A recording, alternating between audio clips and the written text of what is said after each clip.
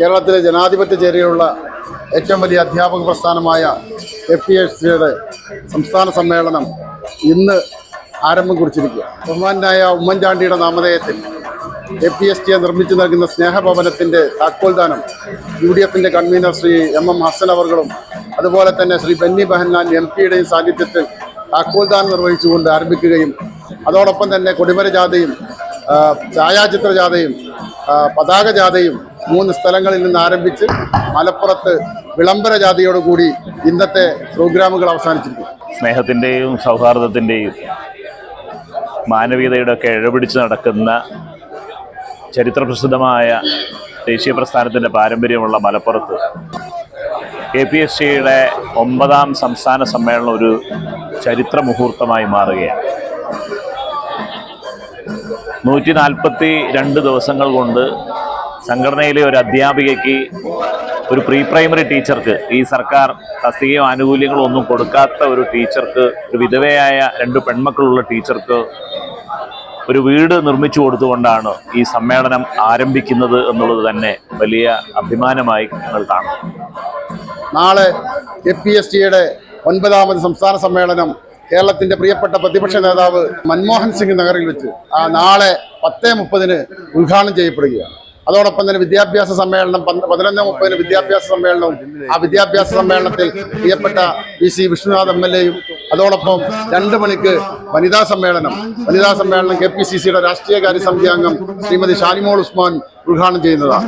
തുടർന്ന് 10,000-ലധികം അധ്യാപകരെ പങ്കെടുപ്പിച്ചുകൊണ്ടുള്ള ശക്തമായ ഒരു അധ്യാപക പ്രകടനം റോസ് ലോഞ്ച് ഓഡിറ്റോറിയത്തിൽ നിന്ന് ആരംഭിച്ച് ടൗൺ ഹാൾ പരിസരത്ത് സമാപിക്കുകയും ടൗൺ ഹാൾ പരിസരത്ത് നടക്കുന്ന പൊതുസമ്മേളനത്തിൽ പ്രിയപ്പെട്ട മുൻ KPCCയുടെ പ്രസിഡന്റ് ശ്രീ K മുരളീധരൻ പൊതുസമ്മേളനം ഉദ്ഘാടനം ചെയ്യുകയും 31-ാം തീയതി രാവിലെ പ്രതിനിധി സമ്മേളനം മുൻ പ്രതിപക്ഷ നേതാവ് ശ്രീ രമേശ് ചെന്നിത്തല അവർ ഉദ്ഘാടനം ചെയ്യുകയും അതോടൊപ്പം തന്നെ 11:30 സുഹൃത്ത് സമ്മേളനം പ്രിയപ്പെട്ട KPCCയുടെ വർക്കിംഗ് പ്രസിഡന്റ് ശ്രീ സിദ്ദീഖ് അവർ നിർവഹിക്കുകയും തുടർന്ന് 2 മണിക്ക് നടക്കുന്ന KPSCയുടെ സംസ്ഥാന ഭാരവാഹികളും കൗൺസിലർമാരും വിരമിക്കുന്ന പ്രിയപ്പെട്ട സഹപ്രവർത്തകർക്ക് ഉള്ള യാത്രയപ്പ് സമ്മേളനം ശ്രീ തിരുവഞ്ചൂർ രാധാകൃഷ്ണൻ MLA ഉദ്ഘാടനം ചെയ്യുകയും അതോടൊപ്പം തന്നെ 1-ാം തീയതി രാവിലെ നടക്കുന്ന സമാപന സമ്മേളനം റോജി M ജോൺ MLA നിർവഹിക്കുകയും തുടർന്ന് 12:30 പുതിയ KPSCയുടെ തെരഞ്ഞെടുക്കപ്പെട്ട 14 ജില്ലകളിൽ നിന്ന് തെരഞ്ഞെടുക്കപ്പെട്ട സംസ്ഥാന കൗൺസിൽ അംഗങ്ങൾ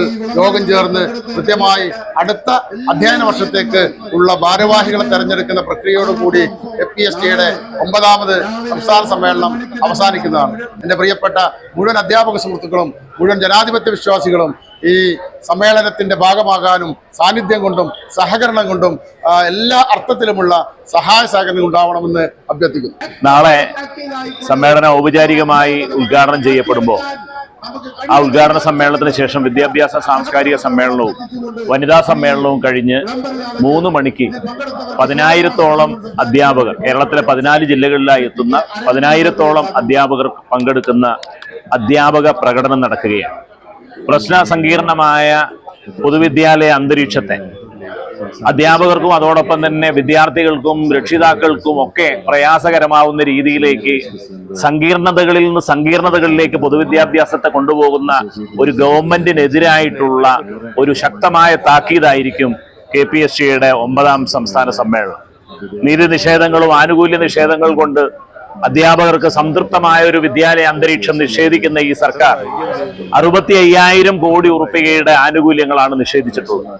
പുതിയ തലമുറ അധ്യാപകർക്ക് NBS 9 വർഷമായി NBS അവസാനിപ്പിച്ച് സ്റ്റാറ്റ്യൂട്ടറി പെൻഷൻ കൊണ്ടുവരും എന്ന് പറഞ്ഞിട്ട് നാളിന്നേ വരെ മറ്റു പല സർക്കാരുകളും NBS മാറ്റി സ്റ്റാറ്റ്യൂട്ടറി പെൻഷൻ കൊണ്ടുവന്നിട്ടും ഇടത് ഗവൺമെന്റ് ഇതുവരെ കൊണ്ടുവന്നിട്ടില്ല എന്നുള്ളത് കൊണ്ട് ഈ സമ്മേളനം ആ NBS മാറ്റി സ്റ്റാറ്റ്യൂട്ടറി പെൻഷൻ കൊണ്ടുവരാനുള്ള ഒരു പ്രഖ്യാപനമായി മാറും. ഈ സമ്മേളനത്തിന് ശേഷം ഞങ്ങൾ സമരത്തോടൊപ്പം നിയമ പോരാട്ടങ്ങളിലേക്കും പോകും. അതുകൊണ്ട് തന്നെ പുതിയ തലമുറ അധ്യാപകർ ആത്മാർത്ഥതയുള്ള അധ്യാപക പക്ഷ നിലപാടുമായി മുന്നോട്ട് പോകുന്ന KPSCയുടെ സമ്മേളനം ഇപ്പോഴുള്ള സർക്കാരിന് ശക്തമായി താക്കീതാക്കി മാറ്റാൻ 14 ജില്ലകളിൽ നിന്നും ഈ സമ്മേളനത്തിലേക്ക് എത്തിച്ചേരണമെന്ന് ഞങ്ങൾ വിനയത്തോടെ അഭ്യർത്ഥിക്കുന്നു.